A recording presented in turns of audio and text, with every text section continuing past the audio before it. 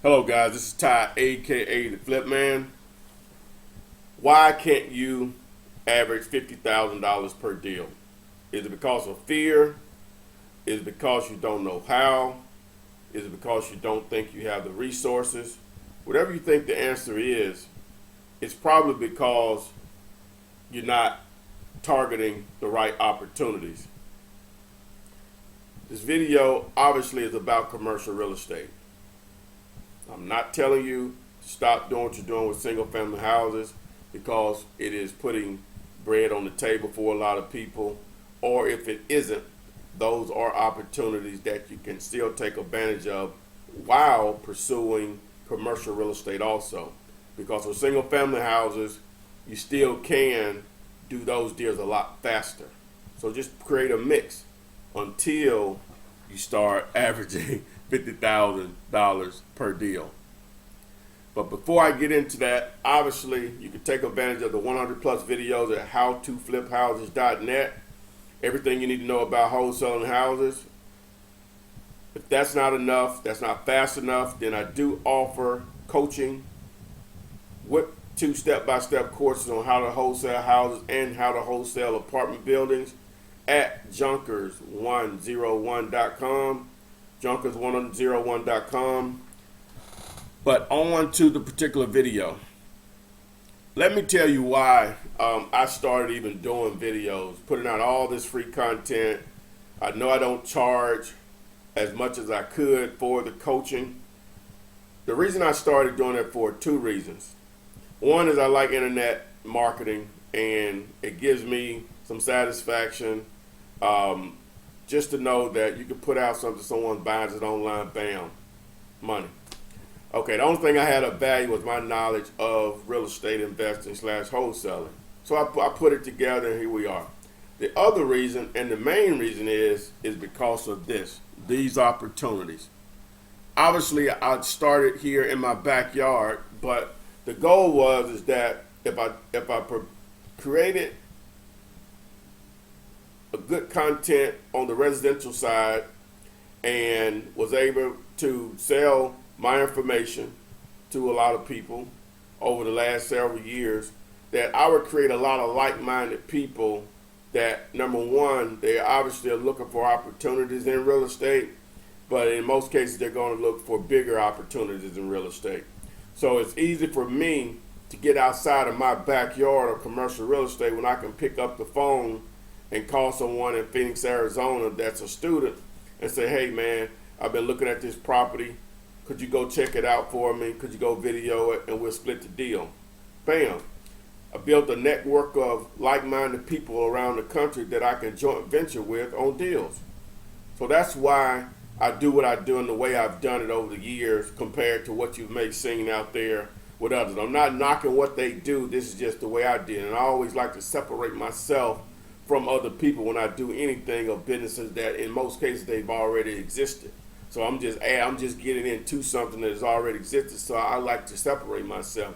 And the way I wanted to separate myself is that I give away the information, and even after someone did pay me for the coaching and the courses, is that I still didn't charge that much. You know, I had to take myself back to when I started, and when I listened to people, just talk about, again, I'm not kicking them, but how much money they made, and that sounds good, but that only can go so far. The question is, yeah, you made all that money. How did you make the money?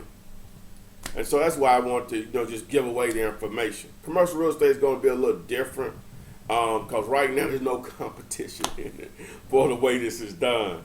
And but I'm still giving you the nuts, the ingredients to make this stuff happen. The biggest difference in what I'm about to discuss compared to single family houses is that, and I didn't come up with this, I'm really just repeating this. With single family housing, or as far as deals, you have to find the deals. Whereas with commercial, you create a deal. And the way you create a deal is by adding value to an existing deal. It all starts with control. You must control your deals. That's whether you're dealing with single family or commercial.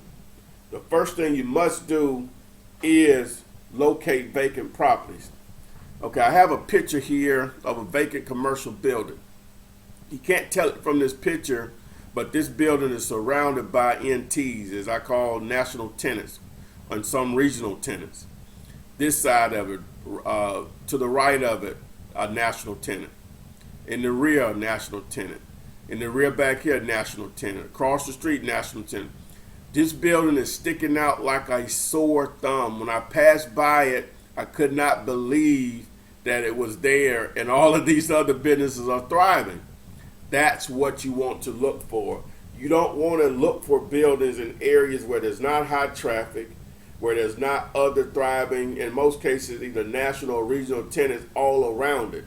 If you're in an area where there are a number of vacant buildings, if there are probably more than two, and there are no that's not an opportunity. This stuff sticks out like a sore thumb. And I know you've been like me. You, even if you don't know anything about commercial real estate, you just look at it from the business side of it, and you'll see a building like, man, that'll be a great location for XYZ. 6 months later, you start to see construction there. You know what happened? Somebody just made money off of that. Why can't that be you? So the first thing is to locate the vacant building. Now in this situation, there's no phone number for lease or for a rent here, so I got to do some research to find out how to get in contact with the owner, which I have a mailing address already for them, but it's a P.O. box. So they're not trying to be found, but I'm going to find them. Trust me. So once you do locate the owner, assuming there is a for sale sign there or for lease sign, normally it's going to be there from a broker. It's going to be rare you see for sale by owner, which is fine, but it's going to be rare. So dealing with brokers in the commercial world is totally different than in the residential world, because commercial brokers are used to creative ways to put deals together. Whereas with single family, you're just dealing with old regular residential agent. All they know is list the property, give me an earnest money. You got either cash or you got a loan. They don't want to hear anything. They don't hear about no lease options. They don't hear about no owner financing, because that greedy broker or agent wants their commission. Not everybody, but most everybody that's an agent. They just want their commission. So there's no creativity there. And believe it or not, a lot of sellers are going, I'm talking about residential right now, I'll get off that, but they're going to listen to that broker. So that automatically puts you behind the 8 ball a lot of times on your side of it. But with dealing with commercial real estate, totally different ball game.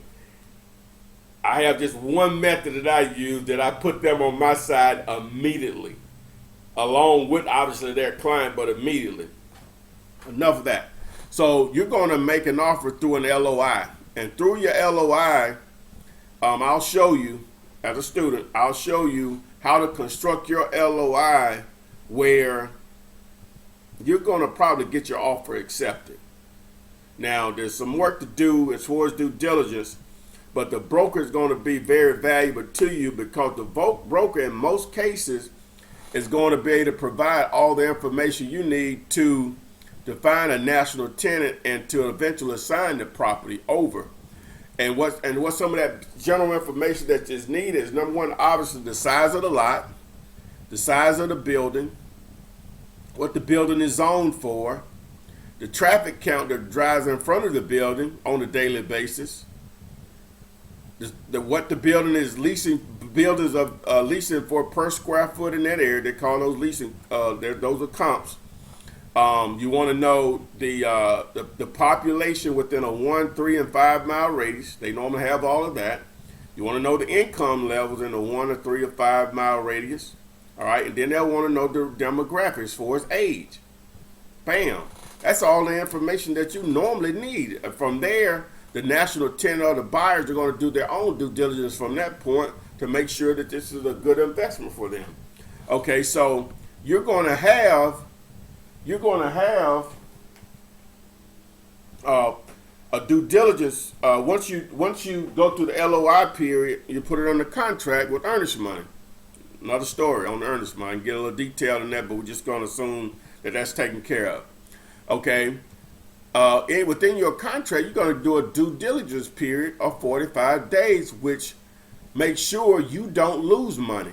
And what that simply means is that in 45 days, if you don't get to this point right here, at the 44th day, or whatever day, it just doesn't need to be 45, you get this back. It's refundable. That's the great thing about this. The only thing that you'll lose is time. And you have enough of that to get to here. Because one of these will allow a lot of times to do more of these. Okay, but once you go through the due diligence period, the whole point of the due diligence period is securing a national tenant or regional tenant that has great credit rating, which most of them do, on a 10, 15-year lease, triple net, which means that the triple net means it's also called TIM, where the national tenant, they're not going to buy the building from you in most cases, but they're going to lease the building from you at a rate that's comparable to the area. But on top of that, not from you, but that's what the agreement with it. They'll submit an LOI that they're going to list the building from you at the rate that's appropriate for this area. But on top of that triple net, they're going to pay the taxes, insurance, and maintenance. So that's all profit to the person that you assign the building to. That's what's going to make it attractive, and that's what's going to add value to this building. Say that you can get this building for $500,000. By simply getting a national tenant with the proper triple net lease, this building could easily, as it sits, could easily become worth 1.3, 1.4 million. Okay, say you got it under contract for the $500,000, you wholesale this actual building for $750. Or just for the sake of this, you wholesale it for $550 because it needs some work. That's $50K, and it's assigned over to the person that's going to buy the building and actually be the owner, and they're going to hold this lease. See, businesses that are national tenants, most of them, they're not in the real estate business. They're in the selling product or whatever service they're offering. So it's easier for them in their eyes to do a triple net lease or a lease on a property, and if it doesn't work out, they don't have to worry about liquidating the building. It's just the cost of doing business for them. Okay, so once you actually put the property under contract, you obviously need property access, and I've already explained the entire process, but basically locate the property, make the offer, put it under contract, your due diligence period of 45 days to find a national tenant. You'll need access for the national tenant and for the investor that you will assign it over to. And if it doesn't work, you cancel the deal, you pull out because you're within your 45-day due diligence period, and your earnest money is refundable. Bam, you move on to that. So by submitting LOIs, you can have a ton of these going at one time. I have a little secret here. There's a way of getting rid of this part of it, but that comes with the extensive coaching, which comes with my course. As I said, I'm just looking for individuals that are interested in getting on this level and partnering. I'll share all my resources as far as buyers, how to do these deals, regardless of your situation, if you're really willing to do the work. You need to be a student. I need people that need to have skin in the game. Just no way around that. I've tried it the other way.